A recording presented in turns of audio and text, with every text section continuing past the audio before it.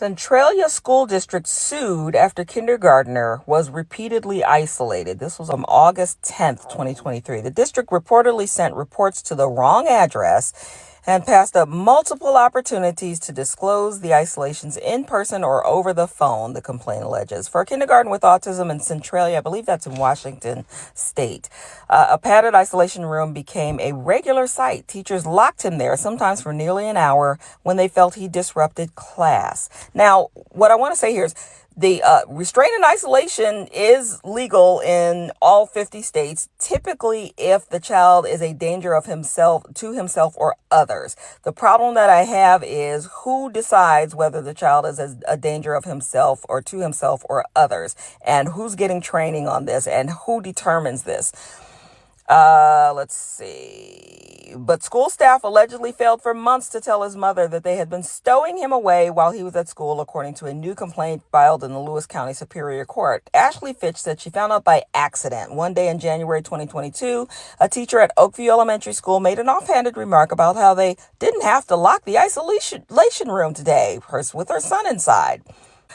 The nearly 30-page complaint accuses the Centralia School District of negligence, violation of state education laws, and discrimination. The complaint makes further allegations, including false imprisonment and assault. In Washington, teachers and school employees can restrain and isolate students. That is every state, guys. Every state. However, but every state will tell you again if the child is a danger to himself or others. So the child can be restrained, and you think about it. If you have a kid that's eloping, and is he going to elope across the street, a busy street or something like that, then they can't not say that they're never going to restrain the child. You do want them to hold your kid back from danger, from running across the street or jumping up on a pole on the second floor or something like that. But who determines this? However, state laws can limit those tactics to extreme circumstances. The laws also require consistent reporting to parents. Disability rights advocates have argued that allowing these practices disproportionately impacts students with special needs.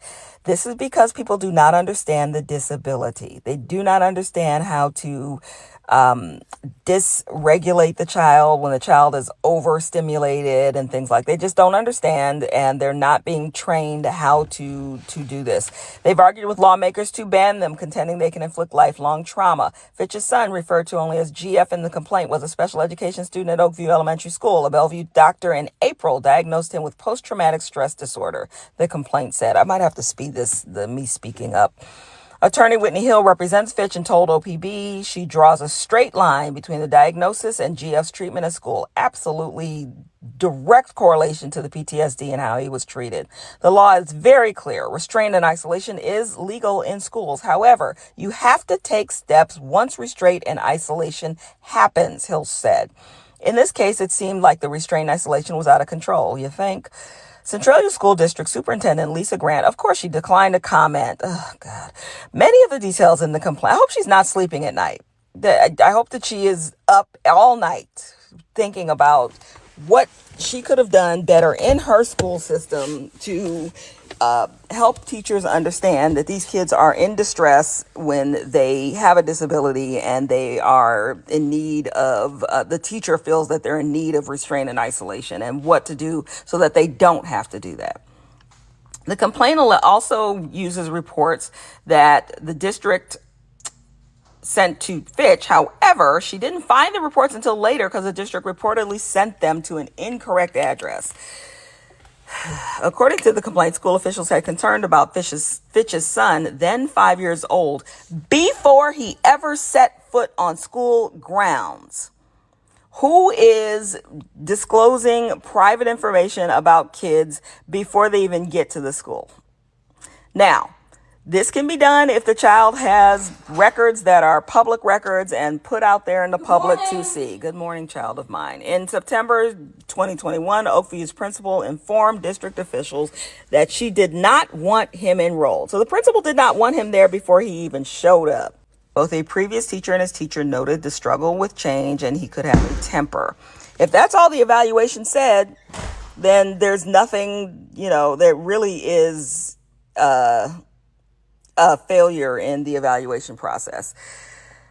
School staff first documented isolating Fitch's son in November of 2021, the complaint said, but they relied on, first documented, that doesn't mean that he wasn't put in there before, but they relied on the tactic more frequently as time passed. Gia found himself alone in the padded white room on more than 30 occasions into January of 2022. So let's think. They get a week off at Thanksgiving, 2 weeks off at Christmas. So between November, 3 weeks in November, 2 weeks in December, and he's back. And mom doesn't find out about January. If he was isolated 30 times over 5 weeks, how many days is that? 25 days. He's probably isolated more than once a day. Once a day. Come on, guys. Oh, I forgot Veterans Day. So take another day away from that. 25 days between November and December before mom found out in January. And I'm just guessing here. School staff often locked him in there for between 20 and 40 minutes. According to the complaint, adults would hold signs up to a small window on the door that urged Fitch's son to sit or have a calm body. A 5-year-old. How many 5-year-olds know how to read the word calm? Anybody? The actions that landed the kindergartner in trouble vary, according to the complaint. At least once he refused to come inside after recess. That does not endanger his life. Other times he was reportedly kicking feet in the air or sticking his tongue out, saying ha-ha, or ripping apart a mask. Which of those, in your opinion, is putting himself or others in imminent danger that warrants being placed in an isolated, padded room, locked in there? Which of those? Anybody? Those actions shouldn't prescribe isolation or restraint, Hill argued in her complaint. In Washington, school staff can only restrain children when a student's behavior poses an imminent likelihood of serious harm, as I just said. Hill also noted on multiple occasions that staff didn't explicitly state a reason for isolation. They just threw him in there. They just said, hey, go on in the room. You're going in and we're locking you in. They must disclose multiple things to parents. This is a law, including the date and time of the incident. What led up to it? What led up to it? And which staffers were involved. I cannot tell you the number of times I see a behavioral report that is 10 pages long, not 10 pages long, but like 10 paragraphs long, describing all of the incidents that happened. He did this, he did that, but nothing but maybe one or two things that led up to the behavior. No antecedent documentation whatsoever. Oh, well, we tried all of the things in the IEP. I will see that. We tried all of the de-escalation techniques, but then I see a full-on detailed, picked up the book called The Cat in the Hat and threw it across the room where it made a blue dent on the wall. I see the most detailed notes being taken and data being taken of the actual behavior, but nothing of what happened before. Don't tell me the teachers don't have time to do this. I know teachers don't have time to do this. I am not jumping all over teachers. Okay? I am jumping over the system. I am jumping over us as people who do not pay any attention to what's happening in the schools until it affects only our kid.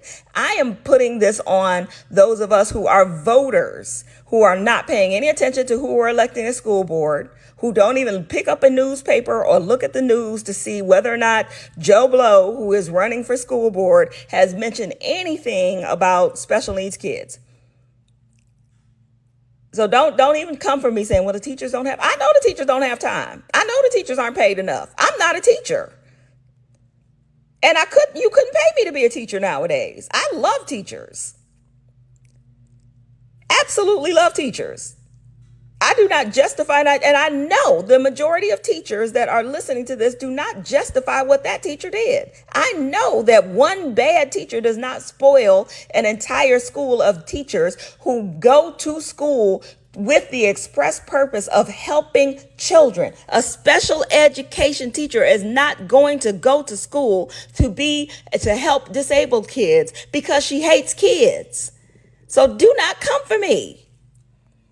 You know it is rare for me to lose it. This is ridiculous. A kindergartner. Goodness gracious.